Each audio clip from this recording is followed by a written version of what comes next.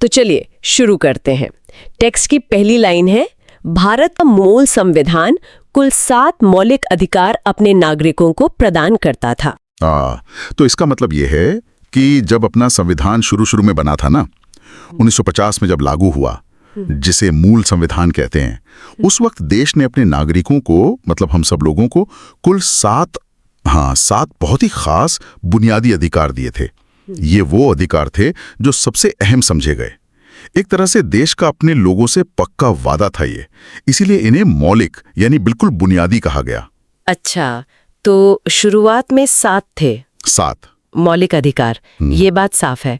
लेकिन टेक्स्ट में आगे कुछ बदलाव का जिक्र है। अगली लाइन कहती है, किंतु 44वें संविधान संशोधन अधिनियम 1978 द्वारा संपत्ति के मूल अधिकार को समाप्त कर दिया गया। ये संविधान संशोधन अधिनियम, ये क्या होता है और 1978 में क्या हुआ था फिर? अच्छा सवाल है। देखिए, संविधान कोई पत्थर की लकीर नहीं है। समय के साथ जरूरत के हिसाब से उसमें बदलाव करने पड़ते हैं। इन बदलावों को ही संविधान संशोधन कहते हैं। और जब संसद, मतलब हमारी पार्लियामेंट, इन बदलावों को पास करके कानून बना देती है तो वो अधिनियम बन जाता है। तो 1978 में संविधान में एक बड़ा बदलाव किया गया। ये उस क्रम में 44वां बदलाव था, इसलिए इसे 44वां संविधान संशोधन अधिनियम कहते हैं। और इसके जरिए वो जो शुरू के 7 मौलिक अधिकार थे ना, उनमें से एक संपत्ति रखने का अधिकार, उसे मौलिक अधिकारों की लिस्ट से हटा दिया गया, समाप्त कर दिया गया। ओह अच्छा, हटा दिया गया, मतलब मौलिक अधिकार नहीं रहा। हाँ बिल्कुल, उसका वो जो खास दर्जा था ना मौलिक अधिकार वाला, वो खत्म कर दिया गया। दिलचस्प, तो गिनती कम हो गई। अच्छा, तो ये जो संपत्ति का अधिकार हटाया गया, ये पहले लिखा कहाँ था संविधान में? टेक्स्ट इसी के बारे में बताता है। संपत्ति का मूल अधिकार अनुच्छेद 19(1) च तथा अनुच्छेद 31 में वर्णित था। ये अनुच्छेद क्या होते हैं? जैसे सेक्शन होते हैं किताबों में? हाँ बिल्कुल सही समझा आपने। संविधान एक काफी मोटी किताब जैसा है, समझ लीजिए। उसमें अलग अलग नियम, कानून, अधिकार लिखे हैं। उन्हें तरतीब से रखने के लिए नंबर दिए गए हैं। उन्हीं नंबरों को अनुच्छेद या अंग्रेजी में आर्टिकल कहते हैं। तो ये जो संपत्ति का मौलिक अधिकार था, इसका जिक्र संविधान की इस किताब में 2 खास जगहों पर था, मतलब वर्णित था। एक तो अनुच्छेद 19, उसका पहला भाग, और उसका भी च हिस्सा, मतलब 19(1) छ। और दूसरा एक अलग अनुच्छेद था, अनुच्छेद 31। ये इसके पुराने पते थे, कह सकते हैं। समझ गई। अनुच्छेद मतलब संविधान के नियम का नंबर। तो जैसा आपने बताया कि 1978 में इसे मौलिक अधिकारों की लिस्ट से हटा दिया, तो फिर इसका हुआ क्या? बिल्कुल खत्म हो गया ये अधिकार? टेक्स्ट आगे कहता है, अब संपत्ति का अधिकार अनुच्छेद 300 क के तहत एक विधिक अधिकार है। इसका क्या मतलब हुआ? विधिक अधिकार मौलिक अधिकार से अलग है ये? हाँ, बहुत अच्छा पॉइंट उठाया आपने। नहीं, ये अधिकार पूरी तरह खत्म नहीं हुआ, जैसा मैंने पहले भी इशारा किया था। बस इसका कह लीजिए स्टेटस बदल गया है। अभी एक विधिक अधिकार है, मतलब एक कानूनी अधिकार, लीगल राइट जाके बोलते हैं। इसे संविधान में ही एक दूसरी जगह एक नए अनुच्छेद में डाल दिया गया, अनुच्छेद 300 क या 300 ए। अच्छा, अब फर्क क्या है? देखिए, मौलिक अधिकार सबसे ऊंचे दर्जे के अधिकार हैं। उनकी गारंटी सीधा संविधान देता है। अगर सरकार भी उन्हें छीनने की कोशिश करे तो आप सीधे सुप्रीम कोर्ट जा सकते हैं। कानूनी अधिकार भी जरूरी है, कानून उनकी भी हिफाजत करता है, पर उनका दर्जा मौलिक अधिकारों जैसा नहीं होता। उनको लागू करवाने का तरीका थोड़ा अलग होता है, सामान्य अदालती प्रक्रिया से। अच्छा, तो संपत्ति का अधिकार अभी भी है, पर अब कानूनी अधिकार के तौर पर अनुच्छेद 300 क के तहत। ये तो बहुत बड़ा फर्क है, मौलिक से कानूनी हो गया, मतलब उसकी सुरक्षा का लेवल थोड़ा अलग हो गया। हाँ, कह सकते हैं। चलिए, अब गिनती पर वापस आते हैं। तो 7 से शुरू हुए थे, 1 का दर्जा बदल गया। बिल्कुल। तो अब कितने बचे? टेक्स्ट कहता है, अतः वर्तमान में भारतीय नागरिकों को कुल 6 मूल अधिकार प्राप्त हैं। बिल्कुल, हिसाब सीधा है। अतः मतलब इसलिए, वर्तमान में मतलब आज के समय में। तो सीधी सी बात है कि आज भारतीय नागरिकों को कुल मिलाकर 6 मौलिक अधिकार मिले हुए हैं। 7 थे, 1 कम हुआ तो 6 बचे। ठीक है, तो अब सबसे अहम सवाल, ये 6 अधिकार हैं कौन कौन से, जिनके बारे में आज भी हम सुनते हैं, पढ़ते हैं? टेक्स्ट आगे कहता है, जो अधोलिखित हैं, यथा। इसका मतलब अब लिस्ट आ रही है। एकदम सही। अधोलिखित मतलब नीचे लिखे हुए, और यथा मतलब जैसे कि या इस प्रकार हैं। तो हाँ, अब हम उन 6 मौलिक अधिकारों को एक एक करके देखेंगे जो आज हमें मिले हुए हैं। बढ़िया।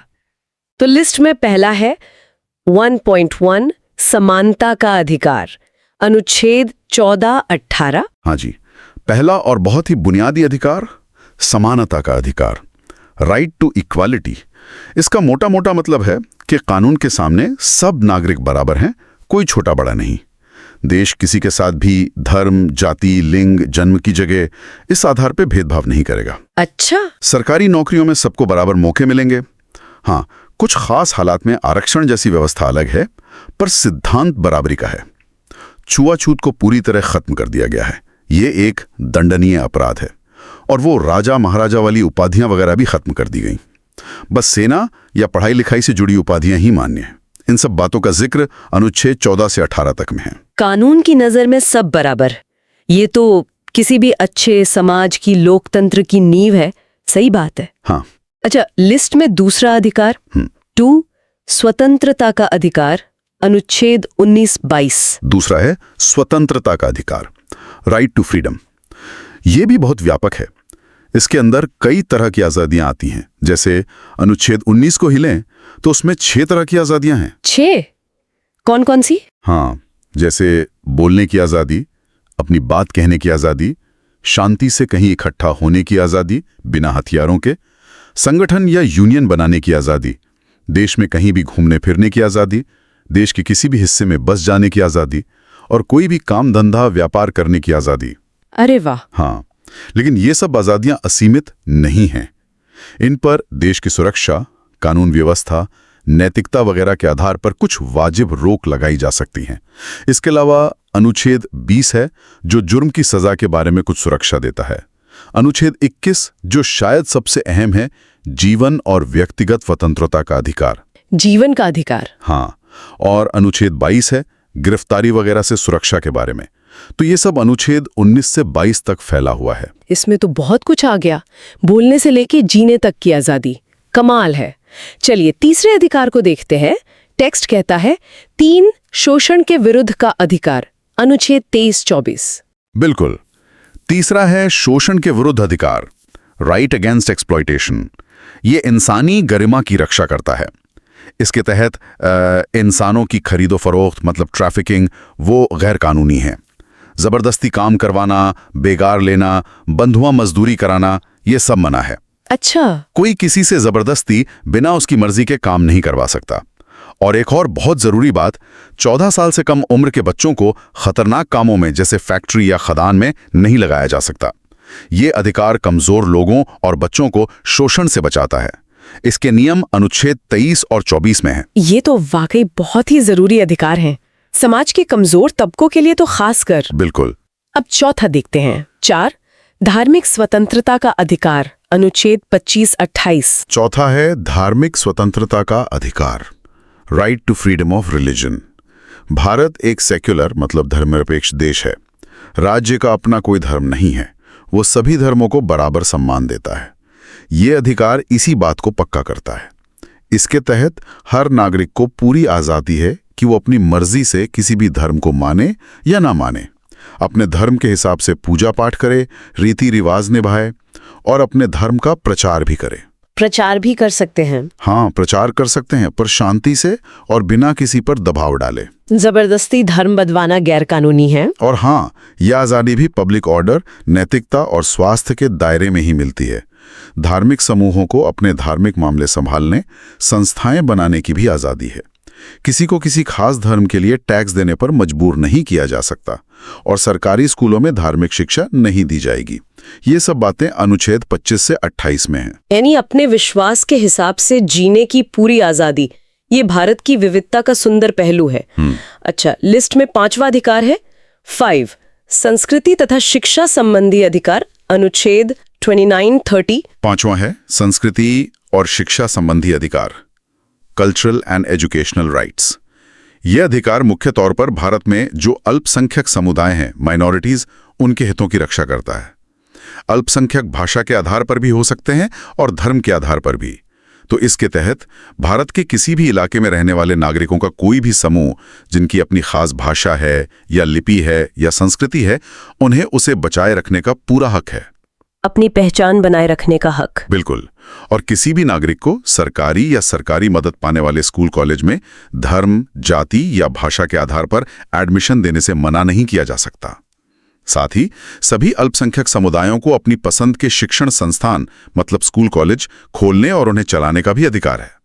ये बातें अनुच्छेद 29 और 30 में लिखी हैं। तो ये अधिकार हमारी सांस्कृतिक विविधता को बचाने में मदद करता है, खासकर माइनॉरिटीज के लिए। ठीक है, और अब आते हैं लिस्ट के आखिरी छठे मौलिक अधिकार पर। छठा, संवैधानिक उपचारों का अधिकार, अनुच्छेद 32। जी, छठा और आखिरी मौलिक अधिकार, संवैधानिक उपचारों का अधिकार, राइट टू कॉन्स्टिट्यूशनल रेमेडीज। ये अनुच्छेद 32 में है और जैसा मैंने शायद पहले भी कहा, ये बहुत ही खास है। डॉक्टर अंबेडकर ने इसे संविधान का दिल और आत्मा कहा था। दिल और आत्मा क्यों? क्योंकि ये वो अधिकार है जो बाकी सभी मौलिक अधिकारों को असलियत बनाता है, उन्हें लागू करवाता है। इसका सीधा मतलब है कि अगर किसी भी नागरिक को लगता है कि उसके किसी भी मौलिक अधिकार का हनन हुआ है, चाहे वो समानता का हो, स्वतंत्रता का हो या कोई और, मतलब उसे वो अधिकार इस्तेमाल नहीं करने दिया जा रहा या छीना जा रहा है, तो वो इस अनुच्छेद 32 का इस्तेमाल करके सीधे सुप्रीम कोर्ट जा सकता है। सीधे सुप्रीम कोर्ट? हाँ, सीधे सुप्रीम कोर्ट। हाई कोर्ट भी जा सकते हैं अनुच्छेद 226 के तहत, पर अनुच्छेद 32 सीधे सुप्रीम कोर्ट जाने का अधिकार देता है और कोर्ट फिर उन अधिकारों को लागू करवाने के लिए जरूरी आदेश जारी कर सकता है। अरे वाह, तो ये वाला अधिकार तो एक तरह से बाकी सबकी गारंटी देता है। अगर ये ना हो तो बाकी अधिकार शायद कागज पर ही रह जाएं। बिल्कुल सही कहा आपने, ये बाकी अधिकारों की जान है। एक तरह से ये चाबी है जिससे बाकी अधिकारों के दरवाजे खुलते हैं। कमाल है, ये तो सचमुच बहुत शक्तिशाली अधिकार है। तो ये थी इस टेक्स्ट में दी गई जानकारी की पूरी कहानी, लाइन बाय लाइन। हमने समझा कि शुरुआत 7 अधिकारों से हुई थी, फिर कैसे 1978 में संपत्ति का अधिकार मौलिक न रहकर कानूनी बन गया, और आज हमारे पास 6 मौलिक अधिकार हैं: समानता, स्वतंत्रता, शोषण के विरुद्ध, धार्मिक स्वतंत्रता, संस्कृति, शिक्षा और ये आखिरी वाला संवैधानिक उपचारों का अधिकार। बिल्कुल, और ये याद रखना बहुत जरूरी है कि ये सिर्फ एक लिस्ट नहीं है। ये अधिकार हम सबकी आजादी, बराबरी और इज्जत से जीने की नींव हैं। हमारा संविधान इनकी गारंटी देता है, तो इन्हें जानना, चाहे इस टेक्स्ट के जरिए ही सही, बहुत जरूरी है। अपने अधिकार जानना ही अपने आप में एक ताकत है। एकदम सही कहा आपने। और एक बात और सोचने वाली है, जैसे टेक्स्ट में हर अधिकार के साथ अनुच्छेद नंबर दिए हैं, 14 से 18, 19 से 22 वगैरह।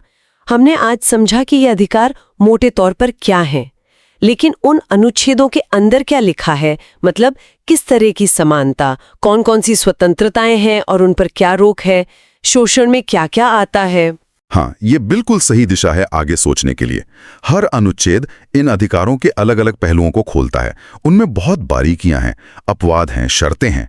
उन्हें गहराई से समझना इन अधिकारों के असली मतलब को और साफ करता है। तो शायद हमारे सुनने वालों के लिए ये एक दिलचस्प सवाल हो सकता है कि इन अनुच्छेदों के अंदर झांक कर देखें कि वहां असल में क्या क्या लिखा है। निश्चित रूप से ये एक कभी न खत्म होने वाली लेकिन बहुत जरूरी जानकारी है। आज की बातचीत ने, उम्मीद है, एक अच्छी शुरुआत दी होगी।